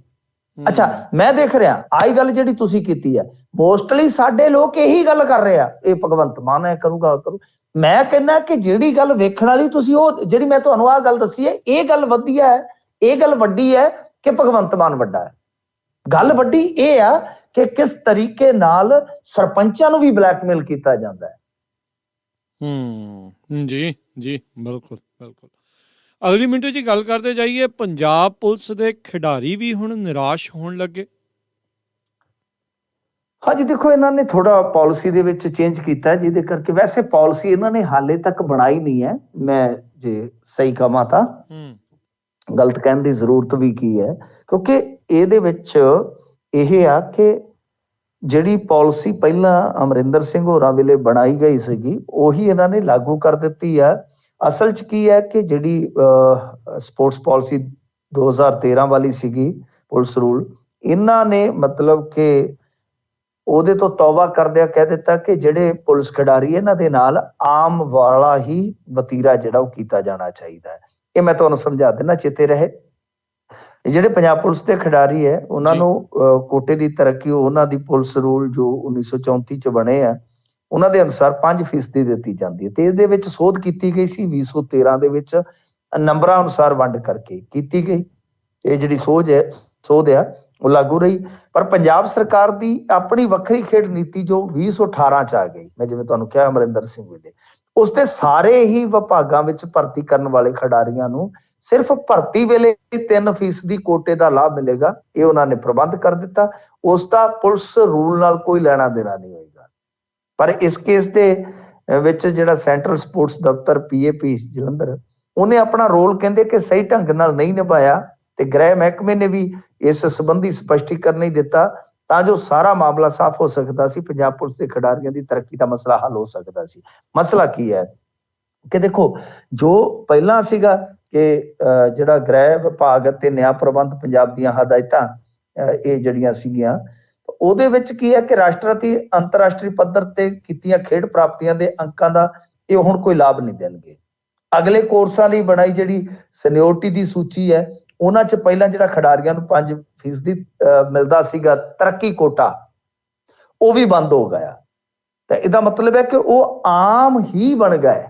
ਜਿਹੜੀ ਉਹਨਾਂ ਨੂੰ ਇੱਕ ਤਰ੍ਹਾਂ ਨਾਲ ਲਾਭਦਾਰੀ ਮਿਲਦੀ ਸੀਗੀ, ਖਾਸ ਕੇ ਕੋਈ ਨੈਸ਼ਨਲ ਖੇਡਿਆ, ਇੰਟਰਨੈਸ਼ਨਲ ਖੇਡਿਆ, ਤਾਂ ਉਹਨੂੰ ਜਿਹੜਾ ਉਹ ਮਿਲਦਾ ਸੀਗਾ ਲਾਹਾ, ਉਹ ਲਾਭ ਜਿਹੜਾ ਹੈ ਉਹ ਹੁਣ ਕਹਿ ਲਓ ਕਿ ਬੰਦ ਹੋ ਗਿਆ ਇੱਕ ਤਰ੍ਹਾਂ ਨਾਲ। ਸੋ ਇਸ ਕਰਕੇ ਪੰਜਾਬ ਪੁਲਿਸ ਦੇ ਖਿਡਾਰੀਆਂ ਦੇ ਵਿੱਚ ਬੇਚੈਨੀ ਜ਼ਰੂਰ ਹੈਗੀ ਹੈ।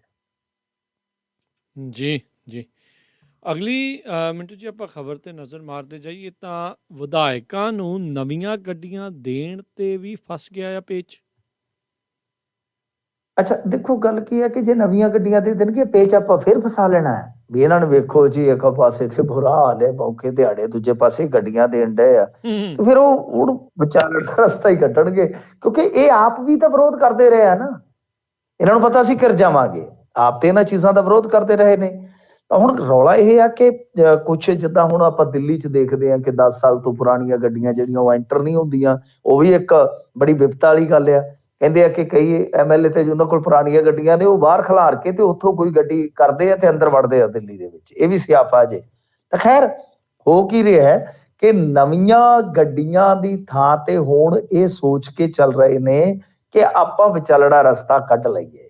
ਵਿਚਾਲੜਾ ਰਸਤਾ ਹੁਣ ਇਹ ਤੇ ਹੋ ਨਹੀਂ ਸਕਦਾ ਕਿ ਉਹ ਮਤਲਬ ਕਿ ਕਿਸੇ ਬਾਜ਼ਾਰ ਦੇ ਵਿੱਚੋਂ ਜਾ ਕੇ ਗੱਡੀਆਂ ਜਿਹੜੀਆਂ ਉਹ ਖਰੀਦ ਲੈਣ ਤੇ ਸਾਰਾ ਕੁਝ ਜਿਹੜਾ ਹੈ ਉਹ ਭਾਈ ਅਸੀਂ ਮਤਲਬ ਕਿ ਸੈਕੰਡ ਹੈਂਡ ਗੱਡੀਆਂ ਦੇ ਕੇ ਤੇ ਜਾਂ ਏਦਾਂ ਕਰੀਏ ਵੀ ਟੁੱਟੀਆਂ ਫੁੱਟੀਆਂ ਚੈਸੀਆਂ ਚੂਸੀਆਂ ਲੈ ਕੇ ਤੇ ਉਹਨੂੰ ਕਰਾ ਦਈਏ ਤਿਆਰ। ਏਦਾਂ ਨਹੀਂ ਹੈ। ਉਹ ਕਹਿੰਦੇ ਵੀ ਗੱਡੀਆਂ ਵੀ ਠੀਕ ਠਾਕ ਹੋਣ, ਬੰਦੇ MLA ਆ, ਕੋਈ ਮਾੜੀ ਮੋਟੀ ਗੱਲ ਥੋੜੀ ਆ। ਤੇ ਹੁਣ ਨਵੀਆਂ ਵੀ ਨਹੀਂ ਲੈਣੀਆਂ, ਚੱਕਰ ਕਿੱਦਾਂ ਠੀਕ ਕੀਤਾ ਜਾਵੇ। ਤਾਂ ਫਿਰ ਇਹਨਾਂ ਦੀ ਨਜ਼ਰ ਗਈ ਹੈ ਕਿ ਦੇਖੋ ਗੱਲ ਇਹ ਆ ਕਿ ਬਈ ਜੋ ਮਹਿਕਮਿਆਂ ਦੇ ਅਧਿਕਾਰੀ ਹੈ, ਜਿੱਦਾਂ ਖਾਸ ਤੌਰ ਤੇ ਸਥਾਨਕ ਸਰਕਾਰਾਂ ਦੇ ਅਧਿਕਾਰੀ ਹੈ, ਇਹਨਾਂ ਨੂੰ ਤਾਂ ਕੋਈ ਯਾਤਰਾ ਕਰਨ ਦੀ ਜ਼ਰੂਰਤ ਨਹੀਂ ਹੁੰਦੀ। ਉਹ ਆਪਣੇ ਸ਼ਹਿਰ ਤੱਕ ਹੀ ਸੀਮਿਤ ਰਹਿੰਦੇ ਆ। ਮਤਲਬ ਕਿ ਜੇ ਬੈਠੇ ਲੋਕਲ ਬਾਡੀਜ਼ ਵਾਲੇ, ਉਹਨਾਂ ਨੂੰ ਤਾਂ ਕਿਤੇ ਜਾਣ ਦੀ ਲੋੜ ਨਹੀਂ, ਉਹਨਾਂ ਤੇ ਆਪਣੇ ਸ਼ਹਿਰ 'ਚ ਹੀ ਕੰਮ ਕਰਨਾ। ਤੇ ਇਸ ਤੋਂ ਇਲਾਵਾ ਸਰਕਾਰ ਦੇ ਕੋਲ 10 ਇੰਪਰੂਵਮੈਂਟ ਟਰਸਟ ਜਿਹੜੇ ਇਹਨਾਂ ਨੇ ਭੰਗ ਕੀਤੇ ਹੋਏ ਆ, ਤੇ ਇਹਨਾਂ ਦੀਆਂ ਵੀ ਗੱਡੀਆਂ ਖਲੋਤੀਆਂ ਨੇ।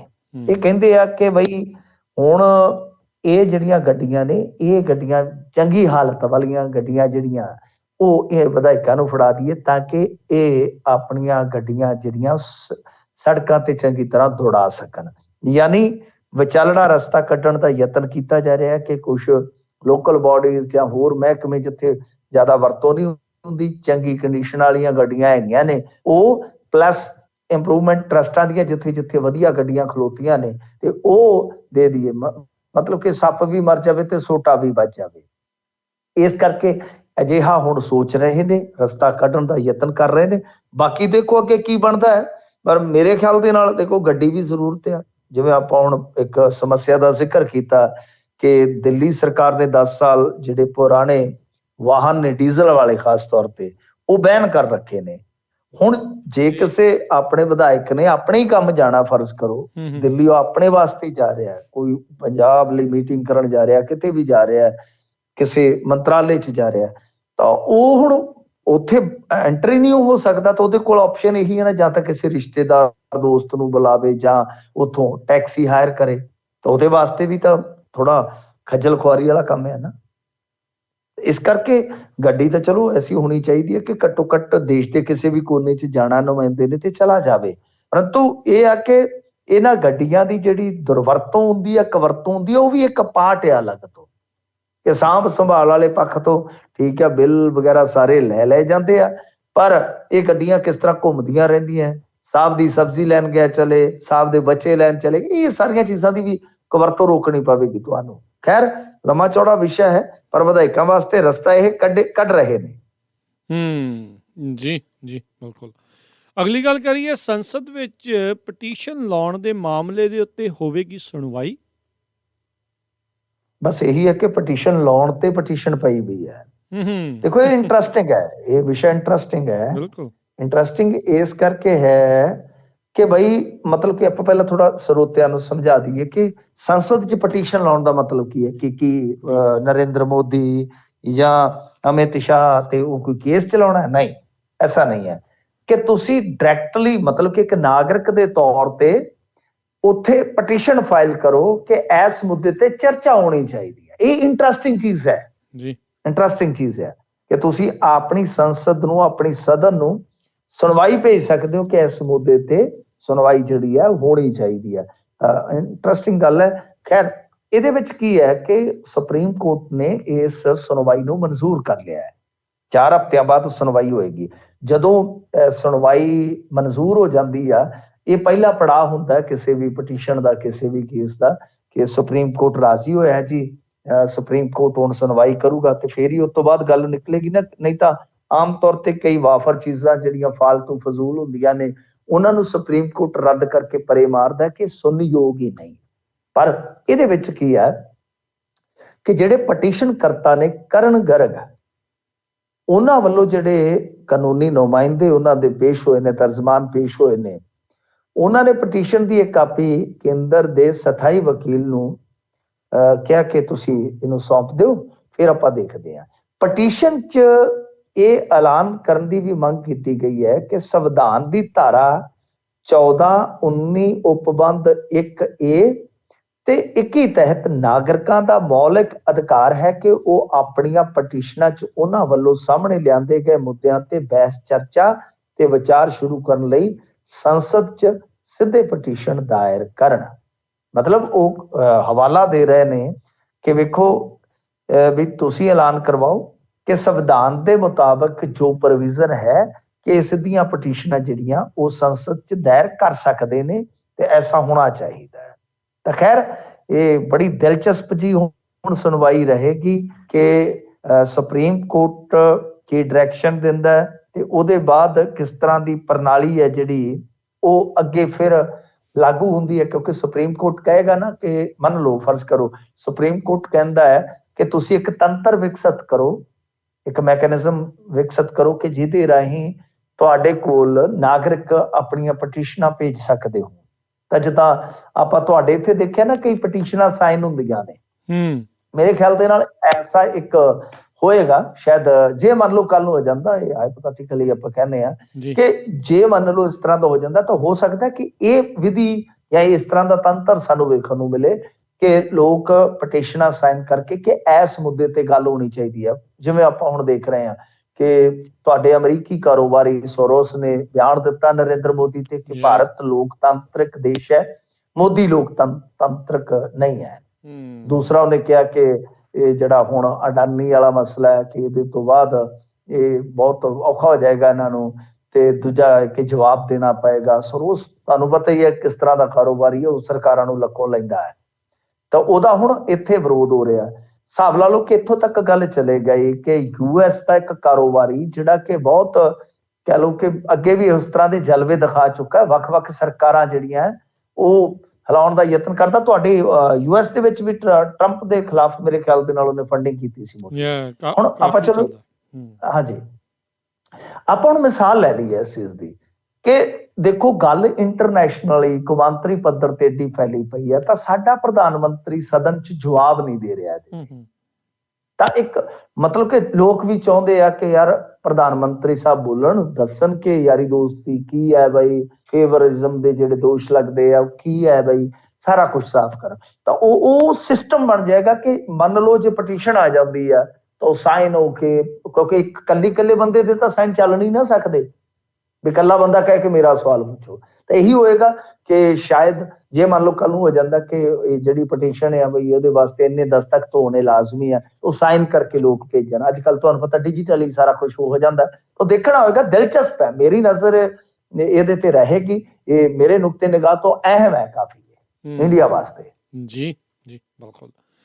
ਅਗਲੀ ਜਿਹੜੀ ਗੱਲ ਕਰੀਏ ਏਅਰ ਇੰਡੀਆ ਦੀ ਡੀਲ ਤੋਂ ਬਾਅਦ ਵੀ ਕਹਿੰਦੇ ਵੀ ਇੱਕ ਵੱਡੀ ਡੀਲ ਬਾਕੀ ਆ। ਹਾਂਜੀ, ਉਹ ਕਹਿੰਦੇ ਉਹ ਪਿਕਚਰ ਤੋਂ ਵੀ ਬਾਕੀ ਹੈ ਮੇਰੇ ਦੋਸਤ। ਦੇਖੋ ਚੰਗਾ ਵੱਡਾ ਆਰਡਰ ਆਇਆ ਤੁਹਾਨੂੰ ਅਮਰੀਕੀਆਂ ਨੂੰ, ਤੇ ਬਾਈਡਨ ਸਾਹਿਬ ਬੜੇ ਖੁਸ਼ ਹੋਏ। ਕਹਿੰਦੇ ਬਾਈਡਨ ਖੁਸ਼ ਹੋਇਆ, ਮੈਂ ਕਿਹਾ ਬਹੁਤ ਖੁਸ਼ ਹੋਇਆ। ਤੇ ਕਹਿੰਦੇ ਵੀ 1 ਮਿਲੀਅਨ ਜੌਬ ਨਿਕਲਣਗੀਆਂ ਇਹਦੇ ਨਾਲ। ਬੋਇੰਗ, ਏਅਰਬਸ, ਅੱਛਾ 470 ਵਾਲੀ ਉਹ ਡੀਲ ਸੀ, 30 ਉਹਨਾਂ ਨੇ ਹਾਇਰ ਕਰਨੇ ਸਨ। ਏਅਰ ਇੰਡੀਆ ਨੇ ਬੜਾ ਜ਼ਬਰਦਸਤ ਮਤਲਬ ਕਿ ਇੱਧਰ ਦਿੱਤਾ ਪੈਕੇਜ, ਤਕਰੀਬਨ 7-8 ਲੱਖ ਕਰੋੜ ਰੁਪਈਏ ਦੀ ਡੀਲ ਇਹ ਫਿਕਸ ਹੋ ਗਈ ਆ। ਹਾਲੇ ਕਹਿੰਦੇ ਕਿ 2 ਲੱਖ ਕਰੋੜ 3 ਲੱਖ ਕਰੋੜ ਹੋਰ ਲੱਗ ਸਕਦਾ, ਮਤਲਬ ਕਿ 1000 ਕਰੋੜ ਦਾ ਮਸਾਲਾ ਬਣਾ ਦਿੱਤਾ ਇੰਡੀਆ ਨੇ। ਇਹ ਸਾਰਾ ਕੁਛ ਹੈ ਜਿਹੜਾ 1000 ਲੱਖ ਕਰੋੜ ਦਾ ਨਹੀਂ 7-8 ਲੱਖ 10 ਲੱਖ ਕਰੋੜ ਦਾ 10 ਲੱਖ ਤਕਰੀਬਨ ਖੈਰ ਜੀ ਹਾਂਜੀ ਹਾਂਜੀ ਤਕਰੀਬਨ। ਹੁਣ ਉਸ ਤੋਂ ਬਾਅਦ ਇੱਕ ਫੇਰ ਖਬਰ ਆ ਰਹੀ ਹੈ। ਖਬਰ ਇਹ ਆ ਰਹੀ ਹੈ ਕਿ 에ਅਰ ਇੰਡੀਆ ਵੱਲੋਂ ਜਿਹੜਾ ਇਹ ਆਰਡਰ ਦਿੱਤਾ ਗਿਆ, ਉਸ ਤੋਂ ਬਾਅਦ ਹੁਣ ਅਗਲੇ 24 ਮਹੀਨਿਆਂ ਦੇ ਦੌਰਾਨ, ਮਤਲਬ ਕਿ 2 ਸਾਲਾਂ 'ਚ, ਯਾਨੀ ਆਪਾਂ ਲਾ ਲਈਏ ਕਿ 25 ਤੀਕ 1200 ਤੋਂ ਜ਼ਿਆਦਾ ਇਸੇ ਤਰ੍ਹਾਂ ਦੇ ਜਹਾਜ਼ ਖਰੀਦਣ ਦੀ ਤਿਆਰੀ ਹੋ ਰਹੀ ਹੈ ਜੀ। ਤੁਸੀਂ ਦੇਖ ਲਓ, centre for Asia Pacific aviation India, ਇਹਦੀ ਇੱਕ ਰਿਪੋਰਟ ਆਈ ਹੈ ਜਿਹੜੀ ਪੜ੍ਹੀ ਹੈ, ਤਾਂ ਉਹਦੇ ਵਿੱਚ ਉਹ ਕਹਿੰਦੇ ਆ ਕਿ ਬਈ ਬਹੁਤ ਜ਼ਬਰਦਸਤ ਫਲੀਟ 'ਚ ਅਗਲੇ 2 ਸਾਲਾਂ ਦੇ ਦੌਰਾਨ ਵਾਧੇ ਹੋਣਗੇ। ਜ਼ਿਆਦਾਤਰ ਏਅਰਲਾਈਨਸ ਜਿਹੜੀਆਂ ਨੇ ਉਹ ਆਰਡਰ ਹੁਣ ਦੇਣਗੀਆਂ। ਇੰਡੀਗੋ ਕਰੋਨਾ ਤੋਂ ਪਹਿਲਾਂ 300 ਜਹਾਜ਼ਾਂ ਦਾ ਅਹਿਮ ਆਰਡਰ ਦੇਣ ਦੀ ਯੋਜਨਾ ਬਣਾ ਰਹੀ ਸੀ, ਜਿਸ ਨੂੰ ਮਹਾਮਾਰੀ ਕਾਰਨ ਟਾਲ ਦਿੱਤਾ ਗਿਆ ਸੀ, ਤੇ ਹੁਣ ਇਹ ਆਰਡਰ ਜਿਹੜਾ ਹੈ ਉਹ 500 ਜਹਾਜ਼ਾਂ ਦਾ ਹੋ ਸਕਦਾ ਹੈ। ਇੰਡੀਗੋ ਕੋਲ ਫਲੀਟ ਸੀਗਾ ਇੱਥੇ, ਰਾਜ ਕਰਨਵੀਰ ਸਿੰਘ ਜੀ, ਜਿਵੇਂ ਤੁਹਾਡੀਆਂ ਏਅਰਲਾਈਨਸ ਨੇ, ਡੈਲਟਾ ਹੈ, ਫਿਰ ਸ਼ਾਇਦ ਇੱਕ ਹੋਰ ਹੈ, ਯੂਨਾਈਟਿਡ ਹੈ ਸ਼ਾਇਦ, ਤੇ ਇੱਕ ਇਹ ਤਿੰਨਾਂ ਕੋਲ ਹੀ ਫਲੀਟ ਜਿਹੜੇ ਆ ਮੈਨੂੰ ਲੱਗਦਾ 8-8, 900 ਦੇ ਆ ਏਅਰਕ੍ਰਾਫਟ ਦੇ। ਜੀ ਜੀ ਬਿਲਕੁਲ। ਤਾਂ ਇਹ ਸਾਡੇ ਇੱਥੇ ਇੰਡੀਗੋ ਕੋਲ ਸੀਗਾ ਉਹ ਬਹੁਤ ਥੋੜਾ, ਮਤਲਬ ਕਿ 250-300 ਲਾ ਲਓ ਅਪਰੋਕਸੀਮੇਟਲੀ। ਤੁਰਕੀ ਵੀ ਸਾਡੇ ਤੋਂ ਅੱਗੇ ਆ, ਤੁਰਕੀ ਏਅਰਲਾਈਨ ਕੋਲ ਵੀ ਏਅਰਕ੍ਰਾਫਟ ਜ਼ਿਆਦਾ ਸਨ, ਹਿਸਾਬ ਲਾ ਲਓ। ਚਾਈਨਾ ਕੋਲ 2 ਨੇ ਵੱਡੀਆਂ ਏਅਰਲਾਈਨ, ਉਹਨਾਂ ਦੇ ਕੋਲ ਦੋਨਾਂ ਕੋਲ ਹੀ 5-5, 600 ਹੈਗੇ ਨੇ। ਤਾਂ ਇੱਥੇ ਕੀ ਹੈ ਕਿ ਇੰਡੀਆ ਦੇ ਵਿੱਚ ਸਾਫ਼ ਤੌਰ ਤੇ ਤੁਸੀਂ ਦੇਖੋਗੇ ਕਿ ਬਾਜ਼ਾਰ ਐਵੀਏਸ਼ਨ ਦਾ ਬਹੁਤ ਵੱਧ ਰਿਹਾ ਹੈ। ਕਰਨਵੀਰ ਸਿੰਘ ਜੀ, ਹਿਸਾਬ ਲਾ ਲਓ ਨਾ ਕਿ ਜਿਹੜੇ 에ਅਰਪੋਰਟ ਇੱਥੇ ਇੰਡੀਆ 'ਚ 74 ਸਨ ਅੱਜ ਤੋਂ ਕੁਝ ਸਾਲ ਪਹਿਲਾਂ, ਅੱਜ 147 ਨੇ, ਤੇ ਉਹ ਕੁਝ ਕੁ ਮਹੀਨੇ ਜਾਂ ਕੁਝ ਕੁ ਸਾਲ ਦੇ ਦੌਰਾਨ 200 ਤੋਂ ਟੱਪ ਜਾਣਗੇ। ਤਾਂ ਮਤਲਬ ਕਿ ਬਾਜ਼ਾਰ ਵਿਕਸਿਤ ਹੋ ਰਿਹਾ ਹੈ, ਵੱਧ ਰਿਹਾ ਹੈ। ਦੂਜੀ ਗੱਲ ਇਹ ਹੈ ਕਿ ਦੇਖੋ, ਜਿਹੜੀ 에ਅਰ ਇੰਡੀਆ, ਜਦੋਂ ਉਸਨੇ ਸੋਚ ਲਿਆ ਕਿ ਚਾਹੇ ਗਲੋਬਲੀ ਹੋਵੇ ਤੇ ਚਾਹੇ ਇੱਥੇ ਡੋਮੈਸਟਿਕਲੀ, ਮਤਲਬ ਕਿ ਘਰੇਲੂ, ਚਾਹੇ ਡੋਮੈਸਟਿਕ ਬਾਜ਼ਾਰ ਹੋਵੇ ਤੇ ਚਾਹੇ ਗਲੋਬਲ, ਬਈ ਅਸੀਂ ਇਹਦੇ ਵਿੱਚ ਹੁਣ ਮੁਨਾਫਾ ਚੱਕਣਾ ਹੈ, ਤਾਂ ਉਹਦੇ ਵਾਸਤੇ ਤੁਹਾਨੂੰ ਇਹ ਸਾਰਾ ਕੁਝ ਕਰਨਾ ਪਵੇਗਾ, ਇਨਵੈਸਟਮੈਂਟ ਤੇ ਹੋਏਗੀ। ਤਾਂ ਜਦੋਂ 에ਅਰ ਇੰਡੀਆ ਆ ਕੇ ਅੱਗੇ ਇਸ ਤਰ੍ਹਾਂ ਕਰੇਗਾ ਤਾਂ ਫਿਰ ਜ਼ਾਰਾ ਜੀ ਗੱਲ ਹੈ ਕਿ ਦੂਜੀਆਂ ਜਿਵੇਂ ਇੰਡੀਗੋ, ਜਿਹੜਾ ਕਿ ਇੱਥੇ ਦੀ ਬਾਜ਼ਾਰ ਤੇ ਖਾਸ ਤੌਰ ਤੇ ਘਰੇਲੂ ਬਾਜ਼ਾਰ ਤੇ ਕਾਫੀ ਵੱਡਾ ਦਾਅਵਾ ਰੱਖਦਾ ਹੈ, ਉਹਨੂੰ ਮੁਕਾਬਲੇਬਾਜ਼ੀ ਵਿੱਚ ਉਤਰਨਾ ਪਵੇਗਾ। ਔਰ ਖੁਦ ਸਾਡੇ ਪ੍ਰਧਾਨ ਮੰਤਰੀ ਕਹਿ ਚੁੱਕੇ ਆ ਕਿ ਸਾਨੂੰ 2000 ਏਅਰਕ੍ਰਾਫਟਾਂ ਦੀ ਲੋੜ ਪਵੇਗੀ ਆਉਣ ਵਾਲੇ ਸਮੇਂ 'ਚ। ਇਹਦਾ ਮਤਲਬ ਇਹ ਹੈ ਕਿ ਇੰਡੀਆ ਦੇ ਵਿੱਚ ਇਹ ਬਹੁਤ ਵੱਡੀ, ਜਿੱਦਾਂ ਕਹਿ ਲਓ ਕਿ ਇਹ ਫਲੀਟ ਜਿਹੜੀਆਂ ਉਹ ਆਉਣੀਆਂ ਸ਼ੁਰੂ ਹੋ ਚੁੱਕੀਆਂ, ਤਾਂ ਇਹ ਆਉਂਦੀਆਂ ਰਹਿਣਗੀਆਂ 2-4 ਸਾਲ। ਪਰ ਵੱਡਾ ਇੱਕ ਦੁਖਾਂਤ ਵੀ ਰਿਹਾ ਇੰਡੀਆ ਦਾ ਕਿ ਦੇਖੋ, ਐਟਮੀ ਤਾਕਤ ਬਣ ਗਿਆ, ਇਸਰੋ ਨੇ ਪੂਰੀ ਦੁਨੀਆ 'ਚ ਆਪਣਾ ਦਾਅਵਾ ਕਾਇਮ ਕੀਤਾ, ਨੋ ਡਾਊਟ ਬੜਾ ਤਗੜਾ ਕੰਮ ਕੀਤਾ ਇੰਡੀਅਨ ਵਿਗਿਆਨਕਾਂ ਨੇ। ਇਹ ਏਅਰਕ੍ਰਾਫਟ ਦਾ ਇੰਜਨ ਨਹੀਂ ਬਣਾ ਸਕੇ, ਚਾਈਨਾ ਨੇ ਬਣਾਤਾ, ਚਾਈਨਾ ਨੇ ਬਣਾ ਦਿੱਤਾ। ਇਹ ਇੱਕ ਤਰ੍ਹਾਂ ਨਾਲ ਕਹਿ ਲਓ, ਨਹੀਂ ਤਾਂ ਬਹੁਤ ਵੱਡਾ ਰੁਜ਼ਗਾਰ ਇੱਥੇ ਵੀ ਮਿਲ ਸਕਦਾ ਸੀ। ਮਤਲਬ ਕਿ ਪੈਸਾ ਹੁਣ ਇੰਡੀਆ ਦਾ ਹੈ, ਪਰ ਤੁਸੀਂ ਦੇਖੋ ਕਿ 6-7 ਲੱਖ ਕਰੋੜ ਦੀ ਡੀਲ ਤਾਂ ਹੋ ਗਈ, ਜਿਹਨੂੰ ਆਪਾਂ ਕਹਿ ਰਹੇ ਹਾਂ ਕਿ 10 ਲੱਖ ਕਰੋੜ ਤੱਕ ਜਾ ਸਕਦੀ ਆ ਉਹ। ਤੇ ਦੂਜੇ ਪਾਸੇ ਜੇ ਉਹ ਤੋਂ ਵੀ ਵੱਡੀ ਦੁੱਗਣੀ ਡੀਲ ਫੇਰ ਹੋ ਰਹੀ ਹੈ, ਤਾਂ ਦੇਖੋ ਕਿੰਨਾ ਪੈਸਾ ਜਿਹੜਾ ਉਹ ਜਾਏਗਾ। ਪਰ ਤੁਹਾਡੀ ਤੇ ਬੱਲੇ ਬੱਲੇ ਆ, ਇਧਰ ਇਹ ਸੋਚਣ ਵਾਲਾ ਵਿਸ਼ਾ ਹੈ ਇੰਡੀਆ ਵਾਸਤੇ। ਜੀ, ਆਪਾਂ ਇਹ ਵੀ ਤਾਂ ਦੇਖ ਰਹੇ ਹਾਂ ਨਾ ਵੀ ਉੱਥੇ ਰੇਲਵੇ ਦੀਆਂ ਟਿਕਟਾਂ ਤੇ ਜਹਾਜ਼ ਦੀਆਂ ਟਿਕਟਾਂ ਤਕਰੀਬਨ ਪ੍ਰਾਈਸ ਹੁਣ ਬਰਾਬਰ ਆ। ਸੋ ਕਹਿੰਦੇ ਵੀ ਰੇਲ ਜ਼ਰੂਰੀ ਜ਼ਿਆਦਾ ਟਾਈਮ ਲਾਉਣਾ ਆ, ਜਹਾਜ਼ ਤੇ ਜਾਇਆ ਕਰਾਂਗੇ। ਸੋ ਬਿਲਕੁਲ ਇਹ ਵਧਣਾ ਹੀ ਵਧਣਾ ਆ, ਜਿਹੜਾ ਬਾਜ਼ਾਰ ਵੱਧ ਰਿਹਾ। ਨਹੀਂ, ਇਹਦੇ ਨਾਲ ਵਧੀਆ ਇਕਨੋਮੀ ਜਾਂ ਸਾਰੀਆਂ ਚੀਜ਼ਾਂ ਹੀ ਬਦਲਦੀਆਂ, ਕਮਾਈ ਵਗੈਰਾ ਸਾਰਾ ਕੁਝ ਬਦਲਦਾ ਹੈ।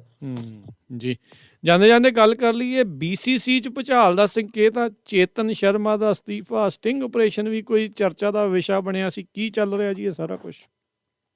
ਦੇਖੋ, ਚੇਤਨ ਸ਼ਰਮਾ ਉਹ ਖਿਡਾਰੀ ਹੈ ਜਿਹੜਾ ਨਾ ਬੜਾ ਉਸ ਟਾਈਮ ਕਹਿ ਲਓ ਕਿ ਉੱਡਣਾ ਸਾਪੀ ਸੀਗਾ। ਮੀਆਂ ਦਾਦ ਅੱਗੇ ਖਲੋਤਾ ਸੀ, ਆਖਰੀ ਗੇਂਦ ਸੀ ਸ਼ਾਰਜਾ ਕੱਪ ਦੀ, ਛੱਕਾ, ਤੇ ਭੱਜਾ ਆਇਆ, ਇਹਨੇ ਯਾਰਕਰ ਮਾਰਿਆ ਤੇ ਮੀਆਂ ਦਾਦ ਨੇ ਮਾਰਿਆ ਛੱਕਾ, ਤੇ ਚੇਤਨ ਸ਼ਰਮਾ ਦਾ ਕੈਰੀਅਰ ਹੀ ਖਤਮ ਹੋ ਗਿਆ। ਇਹ ਯੋਗਰਾਜ ਹੋਰਾਂ ਦਾ ਤੇ ਕਪਿਲ ਦੇਵ ਹੋਰਾਂ ਦਾ ਸਮਕਾਲੀ ਹੈ, ਤੇ ਆਪਣੇ ਇਸ ਏਰੀਏ 'ਚ ਖੇਡਿਆ, ਹਰਿਆਣਾ, ਚੰਡੀਗੜ੍ਹ, ਪੰਜਾਬ 'ਚ। ਚੇਤਨ ਸ਼ਰਮਾ ਬਾਅਦ 'ਚ ਕਮੈਂਟੇਟਰ ਅੱਛਾ ਬਣਿਆ, ਫਿਰ ਇਸ ਤੋਂ ਬਾਅਦ ਚੀਫ ਸਿਲੈਕਟਰ ਬਣ ਗਿਆ, ਯਾਨੀ ਜਿਹੜੀ ਸਿਲੈਕਸ਼ਨ ਕਮੇਟੀ ਹੁੰਦੀ ਹੈ। ਤਾਂ ਦੇਖੋ ਹੋਇਆ ਕੀ ਹੈ ਕਿ ਬੀਤੇ ਦਿਨੀ ਜ਼ੀ ਨਿਊਜ਼ ਵਾਲਿਆਂ ਨੇ ਇਹਦਾ ਸਟਿੰਗ ਆਪਰੇਸ਼ਨ ਕਰ ਦਿੱਤਾ ਸੀਗਾ। ਤਾਂ ਜਦੋਂ ਸਟਿੰਗ ਹੋ ਗਿਆ, ਉਹ ਬਾਹਰ ਆ ਗਿਆ, ਤਾਂ ਇਹ ਫਾਂਸੀ 'ਚ ਗਿਆ। ਫਿਰ ਜਿੱਦਾਂ ਕਹਿ ਲਓ, ਉਹਦੇ 'ਚ ਇਹਨੇ ਕੋਹਲੀ ਤੇ ਗੰਗੂਲੀ ਦਾ ਜਿਹੜਾ ਵਿਵਾਦ ਹੋਇਆ ਸੀ, ਤੁਹਾਨੂੰ ਯਾਦ ਹੈ ਨਾ, ਅਫਰੀਕਾ ਟੂਰ ਤੇ ਬਹੁਤ ਜ਼ਿਆਦਾ ਵਿਵਾਦ ਹੋ ਗਿਆ ਸੀਗਾ ਕੈਪਟਨਸੀ ਨੂੰ ਲੈ ਕੇ, ਕਪਤਾਨੀ ਨੂੰ ਲੈ ਕੇ। ਤੇ ਫਿਰ ਉਹਦੇ 'ਚ ਟਿੱਪਣੀਆਂ ਕੀਤੀਆਂ ਕਿ ਦੋਨਾਂ ਦਾ ਹੰਕਾਰ ਬੋਲਦਾ ਸੀਗਾ। ਤੇ ਇਸ ਤੋਂ ਇਲਾਵਾ ਜਿਹੜਾ ਹੈਗਾ ਕਪਤਾਨ ਰੋਹਿਤ ਗੰਗੂਲੀ, ਇਹਦੇ ਸਬੰਧਾਂ ਦੇ ਵਿੱਚ ਉਹ ਜਿਹੜੀ ਖਟਾਸ ਦੀ ਚਰਚਾ ਹੈ ਉਹਦੇ ਤੇ ਗੱਲ ਕੀਤੀ। ਬਾਕੀ ਤੇ ਗੱਲਾਂ ਸਾਰੀਆਂ ਠੀਕ ਸੀ ਜੀ, ਚਲੋ ਉਹ ਜਰ ਵੀ ਜਾਂਦੇ। ਸਭ ਤੋਂ ਵੱਡਾ ਖੁਲਾਸਾ ਇਹ ਕਰ ਦਿੱਤਾ ਸੀ ਚੇਤਨ ਨੇ ਕਿ ਬਈ ਜਿਹੜੇ ਇੰਡੀਆ ਦੇ ਪਲੇਅਰ ਨੇ ਇਹ ਟੀਕੇ ਲਾ ਕੇ ਆਪਣੀ ਫਿਟਨੈਸ ਸਾਬਤ ਕਰਦੇ ਨੇ। ਦੇਖੋ ਮਤਲਬ ਇਹ ਜ਼ਿਆਦਾਤਰ ਖਿਡਾਰੀ ਕਹਿੰਦੇ ਆ ਕਿ ਵੀ ਉਹ ਮਿਹਨਤ ਨਹੀਂ ਕਰਦੇ, ਬਲਕਿ ਇਸ ਤਰ੍ਹਾਂ ਦੇ ਟੀਕੇ ਜਿਹੜੇ ਕਿ ਡੋਪ ਦੇ ਵਿੱਚ ਨਹੀਂ ਆਉਂਦੇ, ਇਹਨਾਂ ਦੇ ਕੋਲ ਵੱਡੇ ਡਾਕਟਰ ਨੇ, ਉਹ ਇਹਨਾਂ ਨੂੰ ਸਲਾਹ ਦਿੰਦੇ ਆ। ਇਹ ਟੀਕੇ ਲਾ ਕੇ ਤੇ ਆਪਣੀ ਫਿਟਨੈਸ ਸਾਬਤ ਕਰਕੇ ਆ ਜਾਂਦੇ ਨੇ ਟੀਮ ਦੇ ਵਿੱਚ, ਤੇ ਫਿਰ ਸਿਆਪਾ ਪੈ ਜਾਂਦਾ ਹੈ। ਇਹ ਗੱਲ ਜਿਹੜੀ ਸੀਗੀ ਨਾ, ਇਹ ਗੱਲ ਬਹੁਤ ਵੱਡੀ ਹੈ ਕਿ ਬਈ ਕੀ ਇੰਡੀਅਨ ਪਲੇਅਰ ਜਿਹੜੇ ਆ ਉਹ ਇਸ ਤਰ੍ਹਾਂ ਚੀਟ ਕਰ ਰਹੇ ਆ। ਕਿਉਂਕਿ ਤੁਹਾਨੂੰ ਪਤਾ ਨਾ, ਇੰਡੀਅਨ ਪਲੇਅਰ ਜਿਹੜੇ ਆ ਉਹ ਪੂਰੇ ਸੰਸਾਰ ਦੇ ਵਿੱਚ ਉਹਨਾਂ ਨੂੰ ਚਾਹਣ ਵਾਲੇ ਬਹੁਤ ਹੁੰਦੇ ਨੇ। ਇੰਡੀਅਨ ਸਟਾਰਾਂ ਦੀ ਇੱਕ ਵੈਲਿਊ ਆ ਆਪਣੀ। ਤਾਂ ਇਹ ਹੁਣ ਹਾਲਾਂਕਿ ਕਿਸੇ ਦਾ ਨਾਮ ਤੇ ਵਿਸ਼ੇਸ਼ ਤੌਰ ਤੇ ਨਹੀਂ ਲਿਆ, ਬੁਮਰਾਹ ਦਾ ਜ਼ਰੂਰ ਨਾਮ ਵਿੱਚ ਆਇਆ। ਤਾਂ ਇਹ ਗੱਲਾਂ ਜਿਹੜੀਆਂ ਨੇ ਉਹ ਫਿਰ ਪੁੱਠੀਆਂ ਪਈਆਂ। BCCI ਨੇ ਹੁਣ ਅਸਤੀਫਾ ਇਹਦਾ ਲੈ ਲਿਆ ਵਾ, ਤੇ ਮੈਨੂੰ ਲੱਗਦਾ ਕਿ ਆਉਣ ਵਾਲੇ ਸਮੇਂ 'ਚ ਪਚੱਕੇ ਹੋਰ ਪੈਣਗੇ। ਤੇ ਮੈਨੂੰ ਉਡੀਕ ਹੈ ਬੇਸਬਰੀ ਨਾਲ ਕਿ ਹੁਣ ਗੰਗੂਲੀ, ਕੋਹਲੀ, ਰੋਹਿਤ ਇਹਨਾਂ ਦੇ ਵਿਵਾਦ ਤੇ ਚੱਲ ਰਹੇ ਆ, ਥੋੜੇ ਬਹੁਤੇ ਚਰਚਾਵਾਂ ਨੇ ਕਿ ਜਦੋਂ ਵੀ ਕਿਤੇ ਹੁਣ ਕੋਹਲੀ ਕਿਤਾਬ ਲਿਖੇਗਾ ਨਾ, ਅਸਲ 'ਚ ਭੇਤ ਉਦੋਂ ਜ਼ਿਆਦਾ ਖੁੱਲਣੇ।